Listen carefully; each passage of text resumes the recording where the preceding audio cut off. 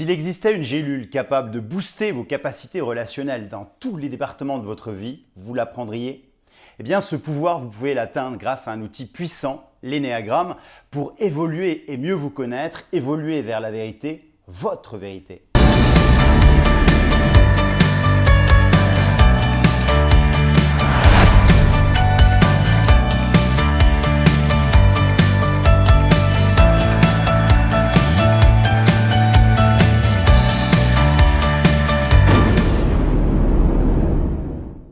Alors on va étudier aujourd'hui ensemble un outil qu'on affectionne particulièrement, Kevin et moi-même.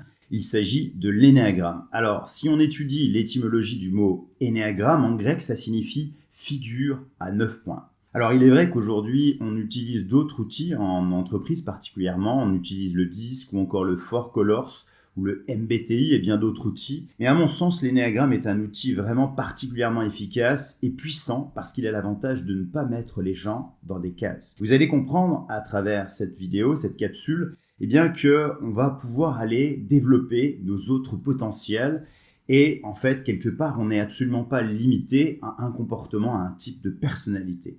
Vous allez aussi comprendre en fait que l'énéagramme est régi par des véritables suites mathématiques, même si on ne va pas s'attarder aujourd'hui à comprendre les suites mathématiques, mais il faut déjà, avant tout, avant de démarrer en préambule, comprendre qu'il y a une logique mathématique à l'intérieur de l'énéagramme et ça, c'est fantastique. Alors, l'énéagramme, si on étudie un peu son origine, eh bien, quelque part, il a des milliers d'années, son origine n'est pas clairement identifiée. Mais il semblerait que déjà les philosophes grecs avaient déjà développé à travers l'énéagramme un moyen de mieux se connaître. Après, ça a été transmis, selon ce qu'on sait aujourd'hui, par des moines chrétiens, des moines du désert, et un peu plus tard par certains soufis. C'est ce qu'on en sait aujourd'hui quant à l'origine de l'énéagramme. Alors, c'est un outil qui permet certes de mieux se connaître, mais aussi de mieux comprendre les autres, leurs besoins, leurs comportements, et cela d'ailleurs dans tous les départements de votre vie, que ce soit domaine de vie privée, domaine au niveau des relations professionnelles, de vos relations amicales, mais dans tous les départements de votre vie, vous allez pouvoir améliorer la qualité de votre communication avec vos interlocuteurs, et c'est ça qui a du sens. Alors on distingue dans l'énéagramme 9 grands profils principaux qu'on appelle les énéatypes. Alors on va voir ensemble aujourd'hui comment se présente l'énéagramme en détail, même si on pourrait en parler pendant des heures parce que l'énéagramme peut se développer sous différentes formes et il n'y a pas vraiment de limite. On va déjà essayer de vous donner l'essentiel, l'essence même de l'énéagramme. Alors si on étudie l'énéagramme sous un plan qu'on appelle 2D, en 2 dimensions, eh bien ça se présente sous forme d'un cercle. À savoir qu'il y a aussi des symboliques dans l'énéagramme et la symbolique du cercle, c'est l'unité, sur lequel en fait est représenté 9 points allant de 1 à 9 qui sont placés à des distances égales. Alors on va déjà faire ensemble un rapide tour d'horizon pour revenir plus en détail sur chaque profil. Alors le numéro 1, c'est le perfectionniste. Lui, il est tourné, comme son nom l'indique, vers la perfection. Le 2, c'est l'altruiste. Lui, il est tourné vers les autres. Le 3, c'est le gagnant. Lui, le gagnant, il est toujours tourné vers l'action et les résultats. Le 4, c'est l'artiste. Lui, il est tourné vers ses états internes et ses émotions. Le 5, on l'appelle le penseur, il est tourné vers l'intellect. Le 6, le loyaliste, il est tourné vers l'action, mais l'action collective et surtout la survie du groupe. Le 7, l'épicurien, il est tourné vers la quête et la recherche du plaisir en permanence. Le 8, le leader, lui, il est tourné vers le contrôle et la quête de pouvoir. Le 9, le médiateur, il est tourné vers la recherche de l'harmonie. Alors en préambule, avant de démarrer, j'aimerais que vous puissiez comprendre qu'un être humain à l'âge adulte passe son temps à compenser les blessures de son enfance, quelque part à jouer les jeux psychologiques de son enfance. Voilà comment à travers l'énéagramme on comprend que chaque comportement, chaque personnalité a été façonnée d'une part par rapport à notre éducation, c'est-à-dire les valeurs que vous ont inculquées vos parents et les messages, notamment les drivers, on comprendra ça tout à l'heure à travers peut-être un petit volet sur l'analyse transactionnelle, les messages que vous ont en permanence injecté vos parents, les croyances et les valeurs.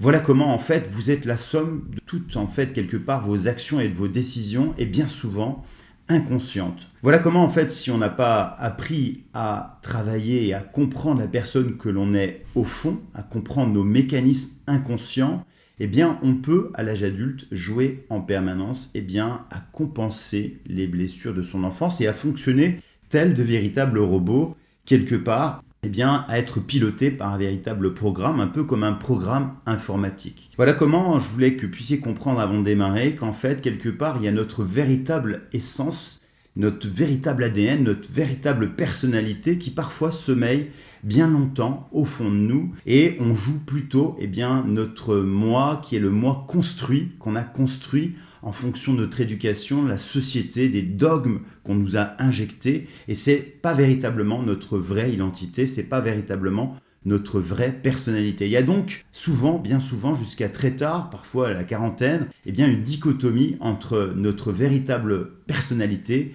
et la personne qu'on joue, par exemple, pour faire illusion ou qu'on joue par rapport à des blessures de l'enfance, simplement par stratégie de défense, pour éviter, et c'est des stratégies d'évitement de la souffrance. Il faut comprendre que toutes les stratégies qu'on a mises en place, elles consistent pour un être humain à éviter la souffrance et à rechercher l'amour, le plaisir et l'amour. Et d'ailleurs, vous allez comprendre que toutes les personnalités, tous les traits de personnalité de l'énéagramme ont été façonnés pour rechercher de l'amour. Toujours par manque d'amour, on va donc compulser, on va donc se diriger vers un comportement pour obtenir plus d'amour. Et c'est ça qu'il faut comprendre. Alors maintenant, on va voir ensemble en détail chaque profil, chaque trait de personnalité. On va voir déjà, numéro 1, le perfectionniste, qui est d'ailleurs le 1 sur le cercle, sur cette symbolique du cercle. Sa plus grande motivation à lui, le perfectionniste, comme son nom l'indique, c'est d'être parfait. Ses points positifs, c'est que c'est un profil qui est particulièrement adapté à des tâches minutieuses et au respect en entreprise notamment, au respect des process, à la recherche de l'excellence.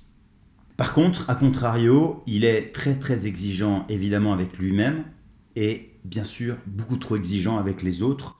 Il est souvent dans le contrôle et en fait ça mène souvent, poussé dans l'extrême, à des phénomènes d'inaction, de procrastination.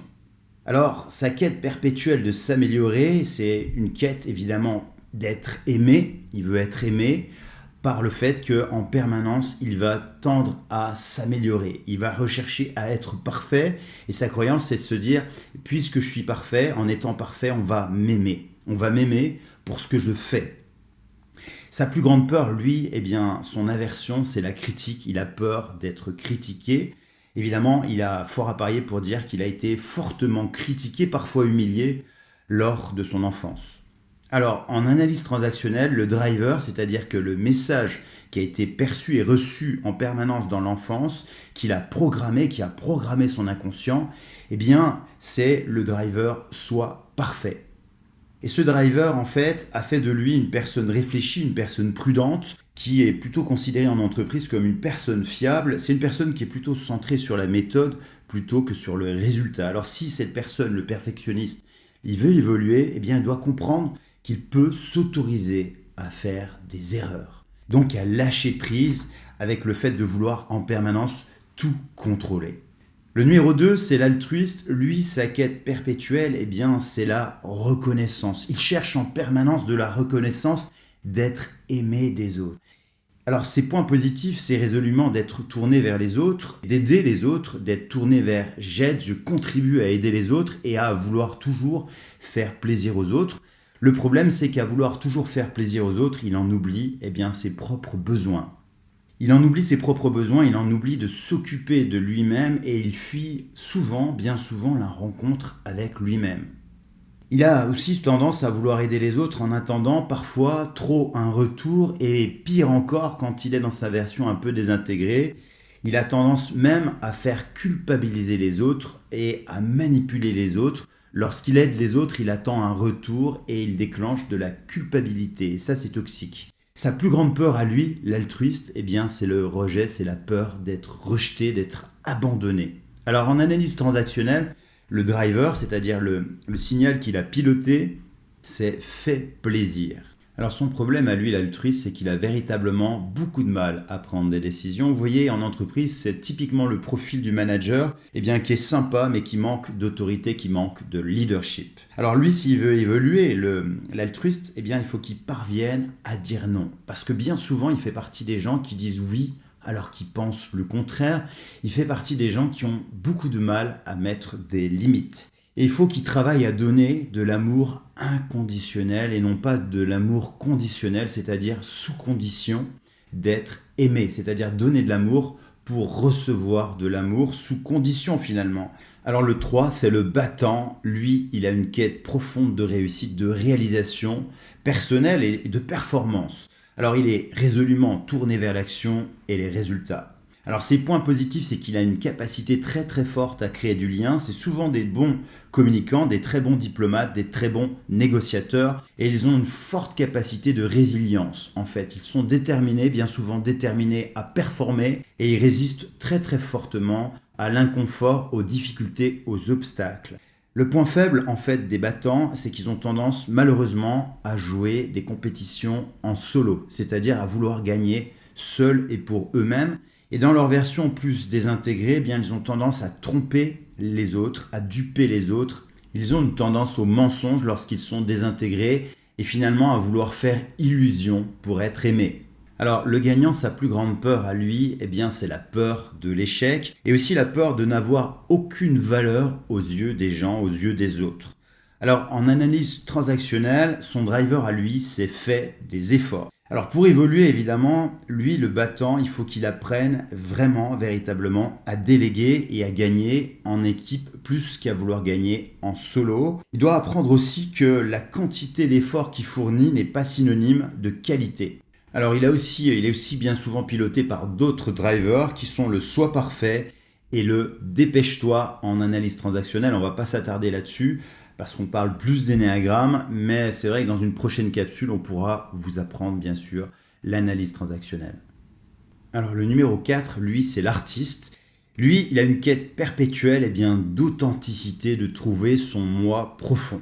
Alors lui, l'artiste, ses points forts, c'est qu'il a une très forte capacité de créativité, d'originalité, il a une capacité de création très très développée. Par contre, à l'inverse, il est parfois très très lunatique, il a une humeur qui est assez changeante, parfois bipolaire, parfois suicidaire, et il a une forte peur de la banalité de devenir invisible. Alors en analyse transactionnelle, son driver s'est fait des efforts. Alors pour évoluer, le 4, lui, il a besoin de structure, il a besoin de process, il a besoin de tempérance, il a besoin en fait finalement de ne plus être en mode obsessionnel, mais plus de mettre en pratique son originalité, sa créativité avec des stratégies. Alors le profil 5, lui, c'est le penseur. Il a une quête de compréhension du monde dans lequel il vit. Il est en permanence dans l'analyse. Vous les retrouvez souvent dans des rôles d'experts. C'est souvent dans une réunion et des personnes qui sont un peu en retrait, mais qui pour autant, en fait, si elles prenaient la parole, on s'apercevrait qu'elles ont un très très grand niveau d'expertise. C'est souvent des personnes qui passent beaucoup de temps à accumuler des connaissances. Parce que sa motivation, c'est d'apprendre en permanence, d'élever son niveau de connaissance pour contrôler finalement une situation par la connaissance. Alors, sa plus grande expertise, évidemment, c'est d'être un grand observateur et d'avoir une grande faculté à accumuler des connaissances dans un domaine et de devenir d'ailleurs des experts. Bien souvent, je vous l'ai dit, ce sont de grands experts. Alors lui, son point faible au penseur, c'est qu'il peut véritablement se couper du monde et se désociabiliser très rapidement. Il a une peur, vraiment une peur principale, c'est la peur du vide cérébral, la peur de perdre littéralement ses repères. Alors en analyse transactionnelle, son driver, c'est soit fort, c'est un profil qui ne s'autorise pas vraiment à exprimer ses émotions. Bien souvent, c'est des personnes qui contiennent leurs émotions et qui semblent en société assez froids, parfois inhumains. Il est, lui, centré sur ses objectifs et sur les résultats. Alors, pour évoluer, il doit apprendre vraiment à gérer ses émotions et surtout à collaborer avec les autres, à communiquer avec les autres et à plus comprendre les besoins des autres et comprendre qu'il a besoin des autres pour évoluer. Alors le 6, c'est le loyaliste. Le loyaliste, lui, il est en perpétuelle quête d'harmonie du groupe, de survie du groupe. Il a besoin en permanence d'être en sécurité parce qu'il a souvent un profond sentiment d'insécurité. Alors sa grande force, lui, c'est qu'il n'est pas motivé pour une action solo, un peu comme le gagnant, mais lui, il veut gagner en équipe. Il est motivé par l'action collective et il est très efficace d'ailleurs en entreprise dans un travail d'équipe. Il est très doué dans le travail d'équipe. Par contre, à contrario, il n'arrive absolument pas à faire des choses seul, il est très mal à l'aise avec la solitude. Et sa peur principale, eh bien, c'est d'être trahi, c'est la peur de la trahison. Alors, en analyse transactionnelle, souvent, son driver, eh bien, c'est soit parfait. Voilà comment il faut qu'il apprenne pour évoluer à lâcher prise, à transcender ses peurs pour passer à l'action. Il faut qu'il apprenne véritablement à passer seul à l'action et non plus en permanence attendre d'enrôler les autres dans une action collective. Le 7, c'est l'épicurien. Lui, il est dans une quête perpétuelle de plaisir. Il recherche le plaisir en permanence. En fait, c'est un hédoniste. Et ses points positifs, c'est d'être jovial, de créer une bonne ambiance dans un groupe. Dans sa version la plus intégrée, il va être plutôt dans la recherche du raffinement.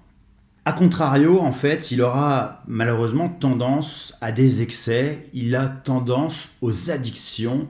Il aura tendance à avoir des comportements compulsifs, que ce soit avec des drogues, du sucre, de l'alcool, la cigarette ou même d'autres addictions. Et sa peur principale, à lui, l'épicurien, c'est de souffrir et aussi il a très très peur de manquer. Alors en analyse transactionnelle, lui, son driver, il a plusieurs drivers, c'est fais des efforts et dépêche-toi. Voilà comment il aura du mal à passer à l'action et il va essayer d'éviter en permanence la souffrance. Il va privilégier souvent la rapidité à la qualité. C'est aussi quelqu'un qui va malheureusement s'ennuyer très rapidement. Alors pour évoluer, il va devoir apprendre et travailler à transcender sa peur, qui est la peur principale de souffrir, et de comprendre qu'en fait, parfois, les bénédictions, les choses les plus géniales dans sa vie, l'attendent derrière ce nuage de la peur et surtout le nuage de l'inconfort, des difficultés, des aléas. Il va donc devoir apprendre à résister à l'inconfort, et à la souffrance, à la douleur. Alors le 8, lui, c'est le leader. Il est dans une quête perpétuelle de contrôle, de pouvoir. Ses points forts à lui, c'est le fait d'être indépendant, très débrouillard, pragmatique. Il est lui aussi, comme le 3 d'ailleurs, tourné vers l'action. C'est d'ailleurs un profil qui peut très bien cohabiter en équipe. Il fait un super duo avec le 3, mais malheureusement, dans sa version plus désintégrée, il a tendance à être un dictateur. Il est trop dans le contrôle.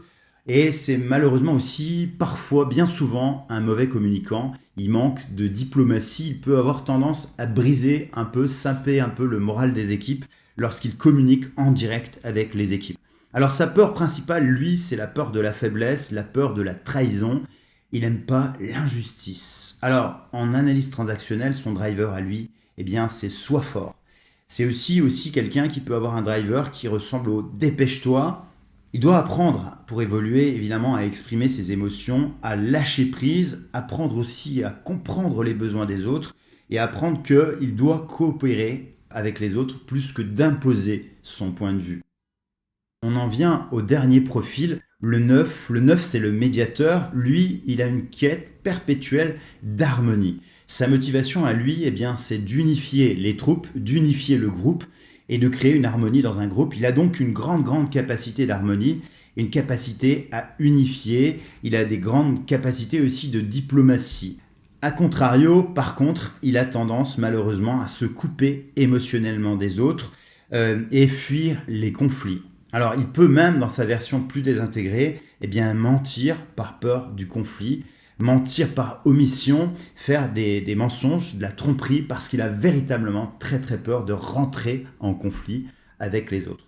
Alors, en analyse transactionnelle, ses drivers à lui, c'est fait plaisir et fait des efforts. Pour évoluer, lui, il va devoir apprendre à passer à l'action et ne plus rester seul dans son coin, isolé, et ne plus finalement rester paralysé par la peur d'un éventuel conflit qui d'ailleurs en fait n'est pas forcément existant. Il a peur de déclencher des conflits, donc il va devoir aller à la rencontre finalement de sa principale peur, de transcender la peur, par exemple de prendre la parole en public. C'est souvent des gens qui restent dans un groupe un peu isolé et qui n'osent plus prendre la parole en public, qui n'osent plus exprimer leurs idées, leurs points de vue.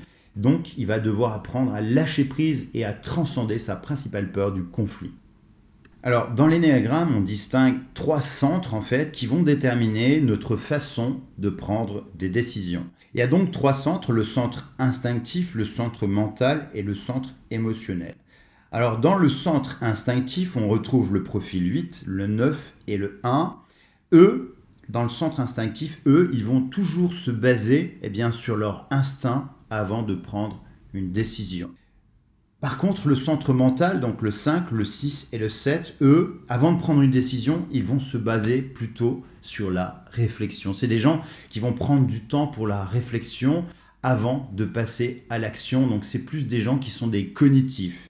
Le centre, lui, le dernier centre, le centre émotionnel, le 2, le 3 et le 4, ils vont, eux, se baser sur leurs ressentis, sur leurs émotions, avant de prendre une décision. Donc, ils vont analyser quels sont leurs ressentis intérieurs, leurs émotions, toujours avant de prendre une décision. Ça sera leur baromètre. Les émotions seront leur baromètre intérieur qui leur permettra de passer ou non à l'action.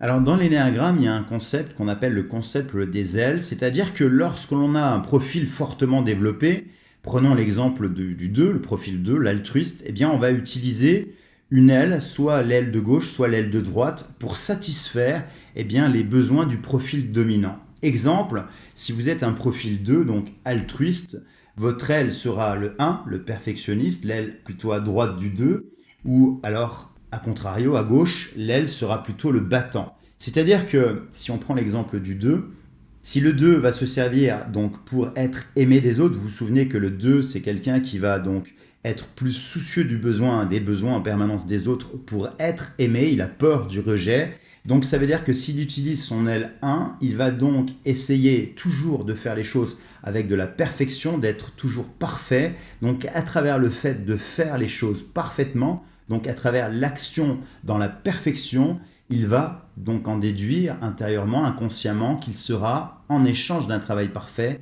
plus aimé des autres, qu'il obtiendra plus d'amour parce qu'il va faire un travail parfait, un travail d'excellence. Et si, à contrario, il utilise plus son aile qui est le battant, lui, il va en déduire que en étant quelqu'un qui va courir des compétitions, qui va donc obtenir soit des performances, des bons résultats ou de la réussite, bien entendu, à travers sa réussite et ses résultats, il en a déduit donc qu'en ayant beaucoup de réussite, beaucoup de résultats, beaucoup de performances, il obtiendra beaucoup plus l'attention des autres et donc, bien évidemment, par définition, l'amour des autres.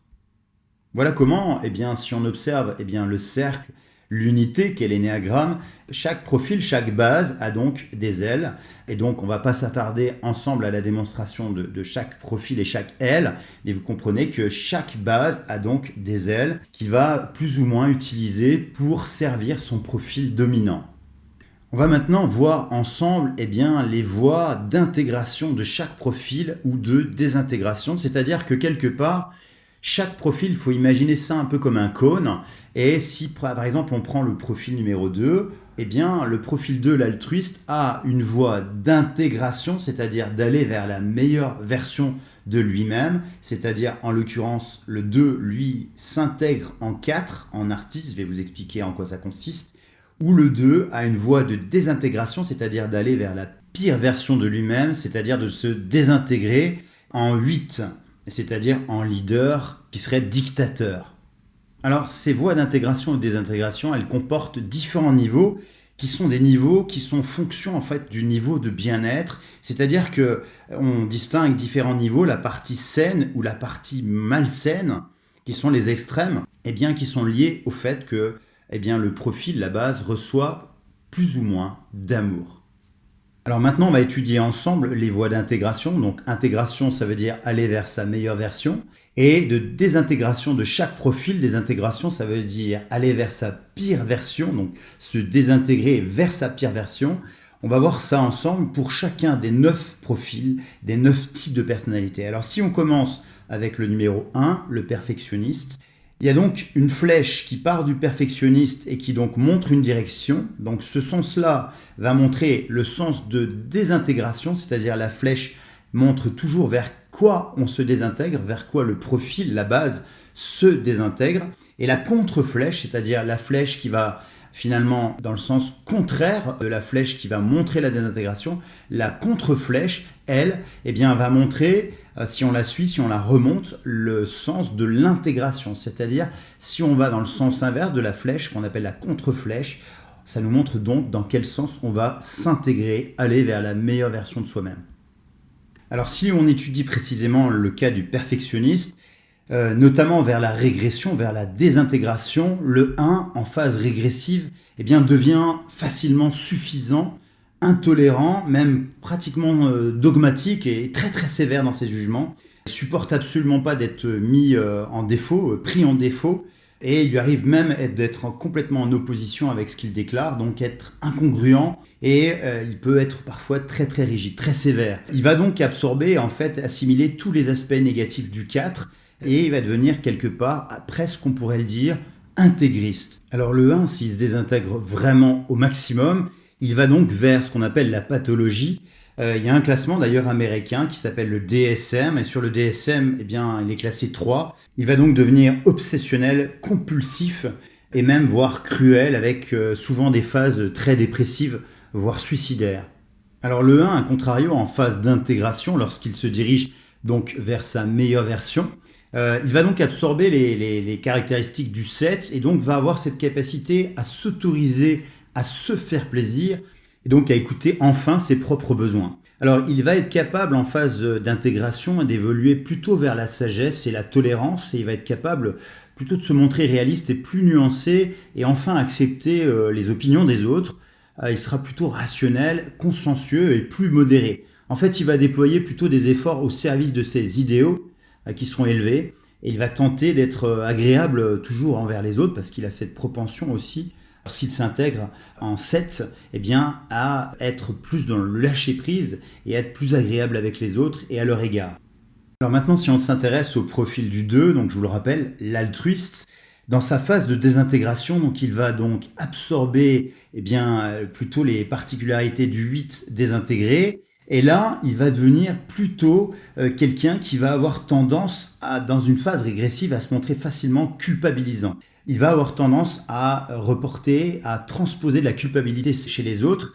Il va avoir tendance aussi à être intéressé. Il va absolument pas tenir compte de ses propres besoins et il ne se tiendra jamais responsable de ses comportements. Et ça, c'est préjudiciable.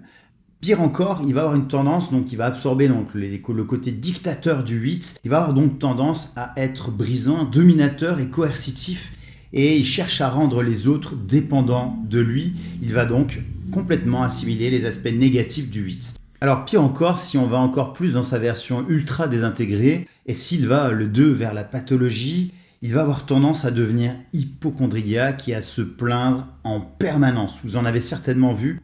Certainement, vous avez eu autour de vous des personnes comme cela. Et le 2 vers la pathologie, il va éprouver des problèmes qu'on dit psychosomatiques. Sur le DSM, il va devenir hystérique et dépendant.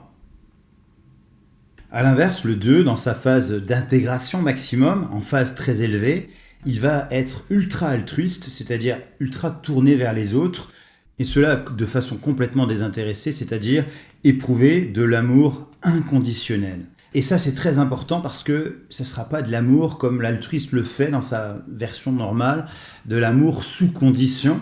Donc là, il va parvenir enfin à éprouver de l'amour inconditionnel sans rien attendre des autres de façon désintéressée. Et c'est comme cela qu'il va réussir à aller vers la meilleure version de lui-même. Donc il aura beaucoup d'empathie et de compassion pour les autres et ça compte vraiment dans les relations. Vous savez, la qualité de votre vie, elle dépend étroitement de la qualité de vos relations. Donc là, il aura vraiment la capacité d'entretenir de très bonnes relations avec les autres et surtout encore plus dans un milieu professionnel quand on sait qu'on est forcément obligé de collaborer avec les autres. Enfin, il va aussi se montrer concerné par les autres et il va pouvoir avoir la capacité de les encourager et de les aider, c'est-à-dire de contribuer à aider les autres. Il sera tourné vers le fait d'aider les autres sans attendre de retour. Donc, il va assimiler complètement les qualités du 4 qui s'intègre.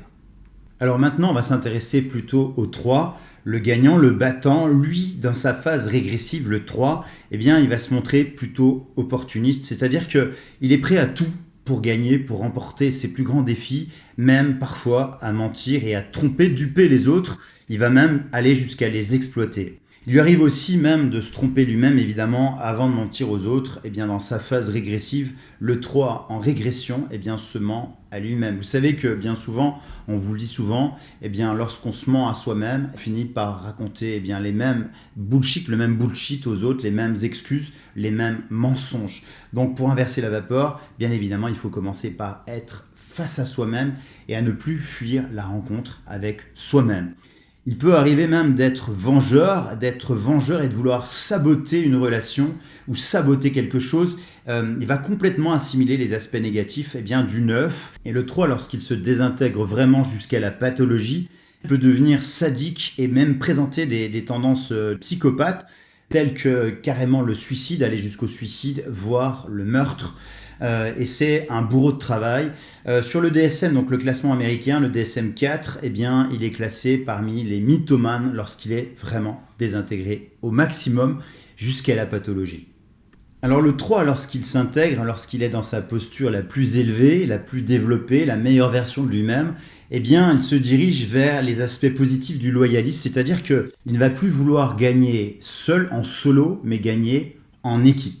Voilà comment, dans cette phase d'évolution, plus sûr de lui parce qu'il se connaît mieux, il connaît la personne qu'il est au fond, il va avoir bien évidemment le 3 beaucoup d'énergie, il va savoir s'adapter et il va donc inspirer les autres, plaire plus aux autres, tandis que dans sa version plus désintégrée, il va souvent froisser les autres, irriter les autres, il va souvent se mettre à dos beaucoup de gens, il va susciter l'admiration pour sa capacité à entraîner, embarquer les autres dans son projet, parce qu'il devient un leader charismatique et inspirant. Il va donc inspirer confiance parce qu'il va atteindre un degré d'authenticité qui fait qu'il atteint la meilleure version de lui-même en étant lui-même et authentique et ne plus jouer en permanence à faire illusion. Donc il assimile les qualités du 6. Alors maintenant on va s'intéresser au profil 4, l'artiste, qui lui dans sa phase régressive va donc se diriger vers les mauvais côtés de l'altruisme, le numéro 2, et donc le 4, dans sa phase régressive, il va se mettre dans une situation, tout comme le 2, de dépendance à l'écart des autres. Il va aussi être inhibé par ses propres ressources, et il sera vraiment sujet, le 4, et c'est vraiment très propre au sujet 4, il sera sujet à la dépression. Il va même pouvoir sombrer dans un certain dédain de lui-même jusqu'à être mélancolique, voire dépressif latent. Mais cette tendance dépressive, il a le pouvoir d'en faire le terreau de sa créativité, c'est-à-dire que c'est dans la souffrance que le 4, c'est toujours, j'aime bien cette phrase de Nietzsche qui dit « il faut du chaos en soi pour accoucher d'une étoile qui danse », c'est dans la souffrance et dans cette tempête, dans ces tumultes que le 4 aura et va puiser cette capacité de création. Donc le 4, quand il se dirige vers sa pire version, donc vers, vous l'avez compris, la pathologie, il va devenir mélancolique. D'ailleurs, comme beaucoup d'artistes, beaucoup d'écrivains, beaucoup de grands philosophes étaient très mélancoliques, dépressifs bien sûr, et suicidaires. Quand on lit beaucoup de philosophes, notamment Nietzsche, vous comprenez que beaucoup étaient très mélancoliques et parfois très sombres. C'est le cas par exemple de certains nihilistes, si vous aimez la philosophie. Et dans le DSM 3, donc le classement américain des pathologies, il est classé le 4 comme dépressif et aussi suicidaire. Sa phase d'intégration, lui le 4, il va se structurer, il va être plus tempéré, il va avoir une capacité à plus modérer ses émotions et il va donc pouvoir enfin développer et profiter de ses qualités artistiques et sa sensibilité. Il va donc canaliser sa sensibilité, plus dirigée vers la créativité, donc il va profiter de sa créativité et de sa capacité à créer pour mettre à profit tout cela à travers l'expression de son art. Donc en assimilant les qualités du 4, il va parvenir enfin à vivre des réalités sentimentales et émotionnelles plutôt de manière très impliquée, tandis qu'autrefois, il avait beaucoup de mal à contrôler ses émotions qui pouvaient être parfois bipolaires.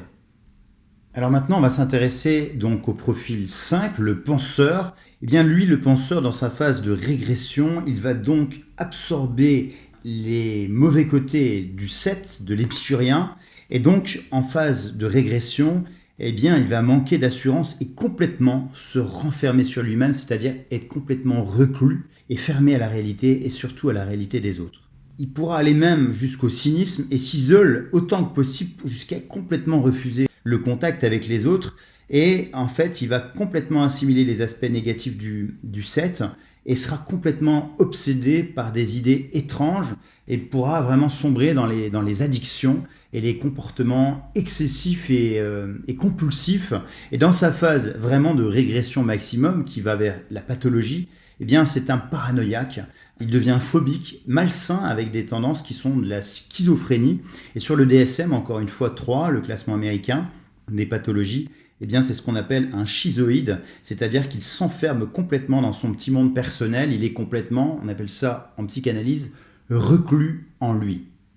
Donc en phase d'évolution, le 5, il va donc se diriger vers les meilleurs côtés du 8, et donc va augmenter son leadership, il va avoir donc cette capacité de compréhension de son environnement, il va donc être résolument beaucoup plus tourné vers les autres, et donc être, tout comme le 8, visionnaire.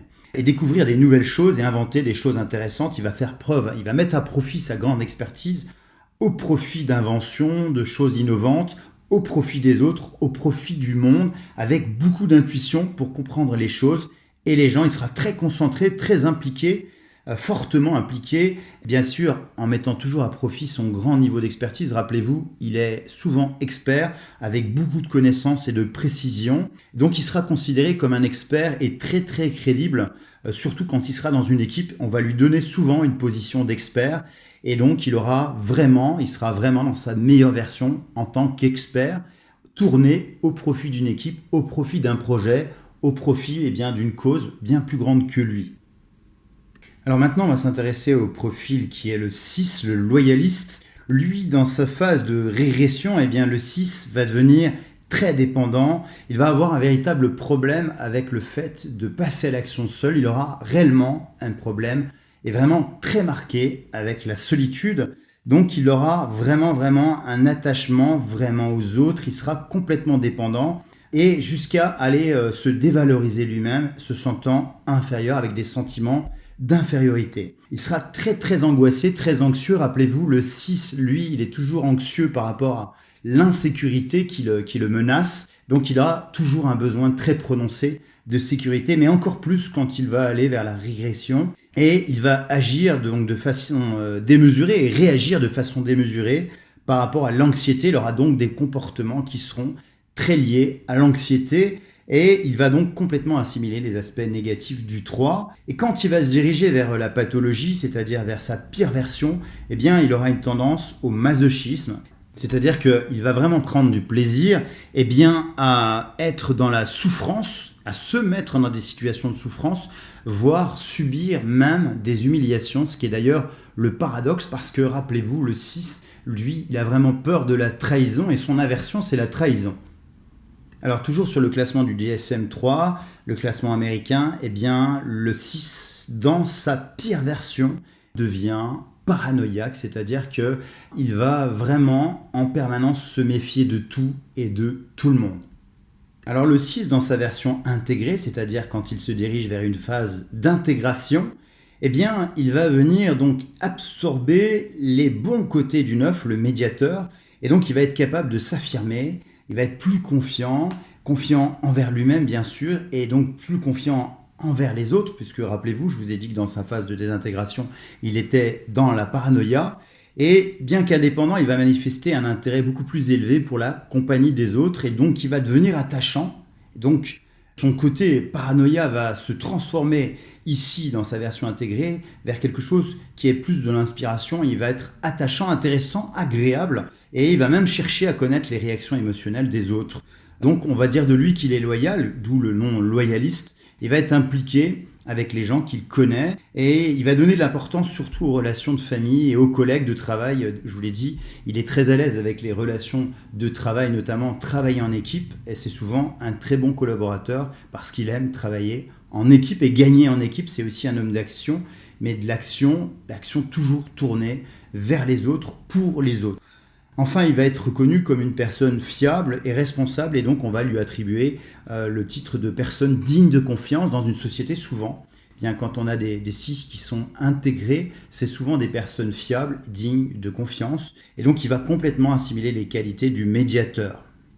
Alors maintenant, on va s'intéresser ensemble au profil numéro 7, l'épicurien. Et l'épicurien, lorsqu'il se désintègre, il se dirige, donc il va absorber les mauvais côtés du profil 1, vous vous rappelez, le perfectionniste. Donc dans sa phase de régression, le 7, il va devenir compétitif, voire même agressif, surtout parce que les autres convoitent les mêmes choses que lui, et il va faire donc preuve d'agressivité, d'impulsivité, il aura même tendance à être parfois avec des comportements enfantins, odieux même, et sachant pas s'arrêter, parce qu'il a souvent, le 7, dans sa version désintégrée, un comportement compulsif et excessif qu'il ne peut pas contrôler. Vous le savez, il a des comportements qui sont parfois addictifs, ça peut devenir un glouton, il peut tomber dans les addictions, et donc des addictions de sexe, de sucre, de drogue, d'alcool, et d'ailleurs toutes les addictions, parce qu'il a un comportement vraiment compulsif. Alors le 7, quand il se dirige vraiment vers sa version la plus désintégrée, c'est-à-dire vers la pathologie, il devient quelqu'un qui a tendance à être drogué, maniaco-dépressif, donc il va vraiment sombrer dans les addictions telles que la drogue, l'alcoolisme aussi, on le retrouve souvent dans des profils d'alcoolisme prononcés. Et sur le classement donc, du DSM, le classement américain 3, il va avoir tendance à être narcissique.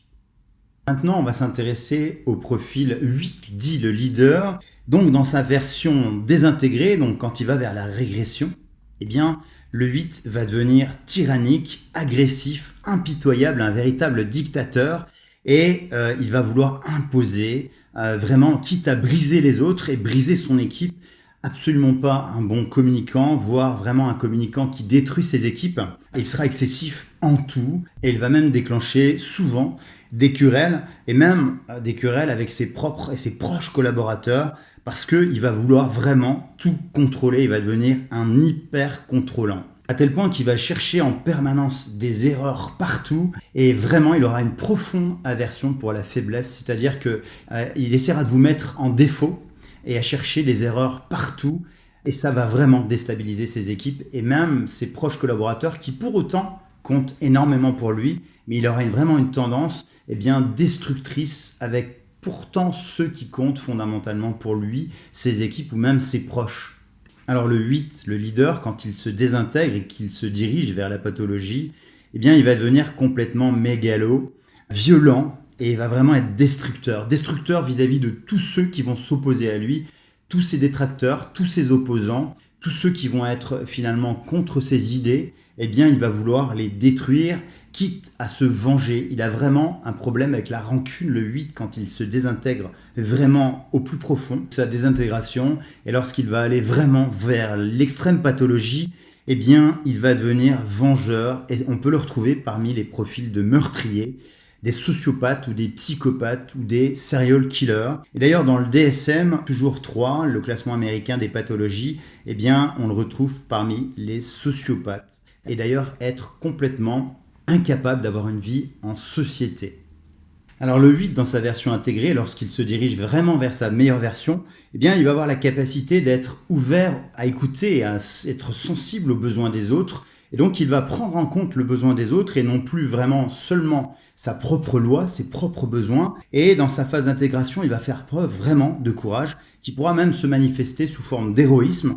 Et le 8 qui sera donc évolué, il sera plus magnanime. C'est-à-dire qu'il va vraiment arriver à maîtriser ses émotions et à contrôler sa personnalité, tout en restant d'ailleurs assertif. Et donc, il aura plus une autorité naturelle plutôt qu'une autorité imposée. C'est à ce prix qu'il va devenir vraiment inspirant aux yeux des autres. Donc, il aura cette capacité à embarquer les autres parce qu'il va vraiment maintenant, dans sa posture de leader intégré, faire preuve de leadership naturel, d'autorité naturelle qu'on va respecter parce qu'il sera authentique et inspirant et il aura cette capacité à être tourné résolument vers les autres. Donc cette qualité de leader naturel, de protecteur naturel, il va la devoir au fait qu'il assimile complètement les qualités du 2 de l'altruiste. Alors pour terminer, on va étudier ensemble le profil du médiateur, notamment lorsqu'il se désintègre. Donc il se dirige quand il se désintègre vers les pires facettes du 6, le loyaliste. Et donc quand il se désintègre, le stress, et quand le stress d'ailleurs est important chez lui, il sera déjà majoritairement très angoissé. Et quand le stress est intense, le 9 devient généralement très passif, c'est-à-dire que Quand il se réfugie dans ses retranchements, quand il a peur, quand il est sous stress, eh bien, il va devenir passif, c'est-à-dire qu'il va plus du tout passer à l'action et donc va devenir paresseux, voire même négligent quand on est en entreprise et qu'on stimule un peu trop le neuf, eh bien, il va devenir complètement passif, c'est-à-dire qu'il aura vraiment du mal à passer à l'action, il sera dans l'inaction totale, voire même paralysé. Il aura même tendance à être dans le déni, à pas vraiment, un peu comme une autruche qui met la tête dans le sable, à ne pas voir les problèmes et à s'en détacher complètement. Alors pire encore, vous le savez, sa pire peur, c'est vraiment le conflit. Et quand il va détecter des simili-conflits ou l'illusion d'un conflit, parce que souvent il exagère par rapport à cette peur du conflit, qui est une illusion, il va choisir la fuite, même pour des conflits qui seront complètement mineurs. Donc il va beaucoup refouler, et il va contenir sa colère, c'est un des profils qui contient beaucoup sa colère et qui peut vraiment éclater si jamais il ne peut plus gérer ses émotions de façon complètement démesurée. Donc il va chercher à compenser ce qui ne va pas chez lui par des addictions comme par exemple le tabac à outrance, le café à outrance, le chocolat, des sucreries, des gâteaux. Sous stress, le neuf désintégré va adopter un comportement vraiment compulsif et voire presque une situation d'abrutissement. Alors le neuf, dans sa pire version, lorsqu'il se désintègre vers la pathologie, il aura une tendance à ce qu'on appelle la narcotisation, c'est-à-dire à consommer des drogues et donc à être un consommateur addictif avec toutes sortes de drogues, des médicaments, des anxiolytiques, des antidépresseurs, voire peut-être même de la cocaïne, du LSD ou des drogues très très très sévères, voire de l'héroïne et bien pire, même du crack peut-être. Et il aura une tendance donc à devenir ce qu'on appelle catatonique, c'est-à-dire avoir une passivité, une inertie psychique et physique. C'est-à-dire il va devenir complètement inerte, blême. Alors si on se tourne vers le classement des pathologies américaines, le DSM-3, lui, le DSM le classera, le 9, complètement désintégré dans sa pathologie, comme quelqu'un d'obsessionnel et en permanence pourchassé par des préoccupations qui sont absolument pas adéquates en fait. Alors le 9, dans sa phase d'intégration, il se dirige vers les meilleurs aspects du 3, c'est-à-dire qu'il va vraiment se distinguer par sa capacité à passer à l'action et à diriger sa propre vie. Il sera beaucoup plus, comme le 3 d'ailleurs, autonome, le 3 intégré et accompli, authentique. Il va éprouver enfin de la satisfaction par le fait qu'il va enfin parvenir à avoir une humeur égale et gagner en sérénité, en paix intérieure. Alors si on retrouve un 9 plutôt dans une entreprise, lorsqu'il s'intègre, lorsqu'il est vraiment dans la pleine possession de sa meilleure version, ce sera un collaborateur qui sera vraiment facile à vivre et vraiment particulièrement authentique. Il aura vraiment la capacité d'être optimiste, rassurant, patient et il va donc parvenir à inspirer les autres et à réussir à mener à bien sa mission avec son équipe sans en permanence être tétanisé par la peur d'un éventuel conflit. Alors pour terminer, je voudrais vous apporter un éclairage supplémentaire sur la thématique des blessures, les blessures de l'enfance qui correspondent étroitement au comportement qu'ont adopté ces 9 profils. Je vais voir en détail en fait quelles sont les blessures qui ont pu initier, démarrer un comportement implémenté chez l'enfant, une stratégie de défense, une stratégie donc qui consistait à éviter, une stratégie d'évitement de la souffrance pour obtenir du plaisir, donc de l'amour. Alors si on revient sur le profil du perfectionniste, ce sont souvent en fait des enfants qui avaient ressenti en fait profondément qu'ils étaient critiqués dans leur enfance, punis, voire humiliés, qu'ils étaient jamais assez bien, c'était jamais assez bien, tout ce qu'ils faisaient n'était jamais assez bien. Et en fait, les règles à l'intérieur du foyer familial ont pu être perçues comme souvent contradictoires, souvent des injonctions contradictoires. En conséquence, en fait, si vous voulez, ils ont été obsédés par le fait d'être quelqu'un de bien et d'éviter de commettre des erreurs. Ils ont été obsédés par le fait d'être toujours parfaits, de faire de leur mieux pour ne jamais être finalement réprimandés et punis par leurs parents. Donc le message intérieur, le message principal reçu par ce type d'enfant, c'était « tu dois toujours chercher à être meilleur que ce que tu es ». Alors, concernant les enfants qui étaient du type 2, altruistes, ces enfants ont seulement ressenti de l'amour lorsqu'ils aidaient ou lorsqu'ils satisfaisaient les autres. C'est-à-dire que leurs besoins personnels étaient perçus comme égoïstes Et en conséquence, ils ont complètement refoulé leurs propres besoins et leurs sentiments pour se concentrer sur ceux des autres. Voilà comment en permanence, ils sont dédiés à aider les autres et ils en oublient leurs propres besoins. Et l'amour pour eux se définissait par le fait de donner aux autres bien plus qu'à eux-mêmes. Ils en ont oublié d'ailleurs complètement de se tourner vers eux-mêmes et d'écouter leurs propres besoins. C'est aussi souvent des enfants qui eux-mêmes avaient compris que pour être aimés, vous l'avez compris, il fallait qu'ils donnent de l'amour, mais souvent la réciproque n'était pas vérifiée, c'est-à-dire que en retour, ils n'obtenaient pas forcément et bien souvent pas d'amour en retour. Alors concernant les profils des enfants 3, en fait, clairement, ces enfants se sentaient vraiment valorisés seulement à travers leurs accomplissements et leurs actes et la manière dont ils y parvenaient. Souvent, on leur demandait en permanence de faire des efforts pour faire de leur mieux et surtout en permanence réussir. Donc finalement, leurs sentiments ont été complètement rejetés et ignorés et seule la réussite et ce qu'on attendait d'eux était important aux yeux de leurs parents, ce qui a eu pour conséquence d'affecter leur capacité de s'aimer soi-même et donc d'aimer les autres. Et l'amour véritable, l'amour inconditionnel a été suppléé par l'admiration finalement. On s'intéresse maintenant au profil 4.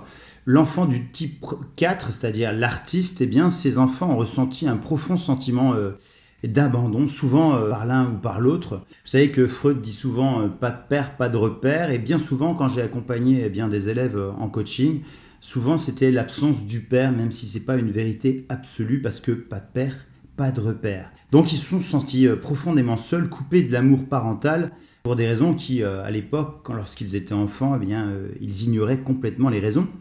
Donc ils se sont sentis complètement transparents aux yeux de leurs parents, de leurs proches, et ils ont senti vraiment ce sentiment profond de vouloir exister, de vouloir être surtout pas invisible et de sortir de la banalité. Alors, en fait, finalement, pour sortir de ce sentiment d'isolement, puisqu'ils se sont sentis abandonnés, ils se sont complètement reclus, renfermés sur eux-mêmes. Et donc, dans leurs émotions et dans leur faculté d'imagination, ils se sont recréés un autre monde. Voilà comment ils ont développé une forte capacité d'imagination, de création.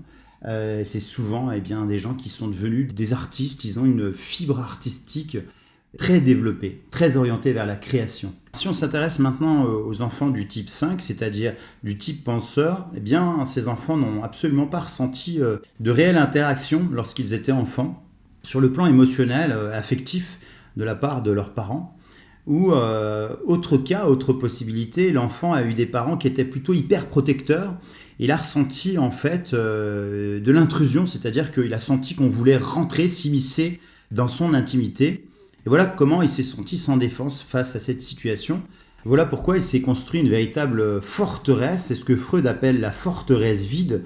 Ils ont bâti des murs autour d'eux, finalement, pour se réfugier complètement dans leur univers et dans leur mental. Alors maintenant, l'enfant du type 6, c'est-à-dire l'enfant du type loyaliste, ces enfants, il y a fort à parier pour dire qu'ils ont été élevés sûrement dans un environnement complètement imprévisible, où ils ne pouvaient absolument pas se sentir en sécurité. Vous savez que le type 6, lui, il a un sentiment profond, permanent d'ailleurs, d'insécurité, et donc ils ont perdu l'espoir d'être protégés, et donc ils vivent en permanence avec des émotions qui ressemblent à la peur et à la survie. En conséquence, si vous voulez, ils ont développé leur propre système de défense en doutant et en remettant en cause et en question systématiquement la réalité des choses, allant même jusqu'à rejeter leur intuition et leur propre instinct finalement.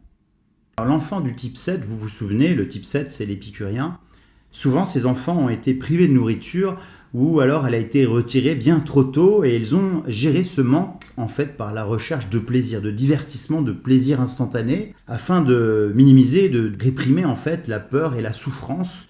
Ils ont donc développé une stratégie permanente d'évitement de la souffrance par la quête, c'est pour ça que c'est des hédonistes, la quête permanente du plaisir.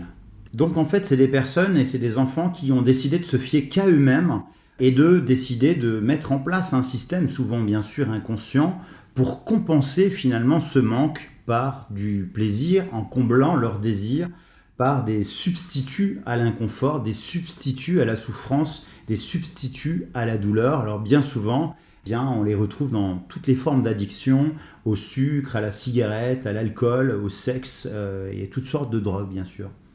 Alors, l'enfant du type 8, je vous le rappelle, le leader, eh bien, cet enfant-là, il y a fort à parier pour dire qu'il a grandi souvent dans un environnement instable sur le plan émotionnel et physiquement, bien sûr. Et ils ont grandi trop vite, c'est-à-dire qu'on les a privés littéralement de leur enfance. Et ils ont ressenti aussi, eux, de l'insécurité lorsqu'ils étaient vulnérables. Ils ont souvent aussi ressenti de l'humiliation et de la domination de la part souvent de leurs proches. Voilà comment, s'ils ont été humiliés, rabaissés en permanence, maltraités psychologiquement, émotionnellement, eh bien, ils ont développé une véritable aversion pour la faiblesse. Ils ont cherché en permanence à éviter la faiblesse pour être le plus fort possible et être autonome. Maintenant, on va terminer avec l'enfant du type 9. Eh bien, il y a fort à parier pour que ces enfants ont été, dans leur enfance bien sûr, ignorés, complètement négligés. Ils ont même senti qu'ils n'avaient pas d'importance aux yeux peut-être de leurs proches, de leurs parents, et se sont sentis complètement perdus. Une fois qu'ils se sentaient ignorés ou réprimandés pour avoir exprimé leurs besoins ou même leurs émotions, donc maintenant ils ont développé cette peur d'exprimer leurs émotions, la peur du conflit, la peur de ce qui va se passer si jamais ils prenaient la parole ou si jamais ils osaient affirmer leur position. Et donc ils contiennent leur colère en permanence. C'est des profils qui contiennent la colère. Ils ont donc décidé en fait de se mettre en permanence en retrait et de se focaliser à la place de leurs besoins sur l'expérience des autres. Voilà comment ils sont devenus des médiateurs. Ils ont développé une capacité à être tournés vers l'harmonie en permanence. Ils cherchent l'harmonie. Alors on arrive à la fin de cette vidéo et j'espère que celle-ci vous aura plu. En tout cas, vous avez compris à travers cette vidéo que finalement on a tous un potentiel exceptionnel et donc évidemment je vous invite à vous tourner vers la meilleure version de vous-même et grâce à cet outil vous pouvez voir à quel point vous pouvez voyager à travers différentes possibilités. Le champ des possibles est extraordinaire. Et vous pouvez donc développer énormément de vos potentiels. Vous avez compris qu'on n'est pas forcément figé dans une base et que, au prix de plus de clarté, c'est-à-dire non plus faire comme 97% des gens, fuir en permanence la rencontre avec vous-même, au prix de investir en permanence sur la connaissance de vous-même, de votre propre psychologie, de vos mécanismes inconscients, d'augmenter votre clarté, la connaissance que vous avez de vous-même, à ce prix, vous allez parvenir à devenir authentique, à faire briller votre meilleure version, à révéler votre meilleure version. Je vous souhaite donc le meilleur et n'oubliez pas, parce que la vie ne passe qu'une fois, décidez et osez pour vivre la vie dont vous rêvez. À très vite.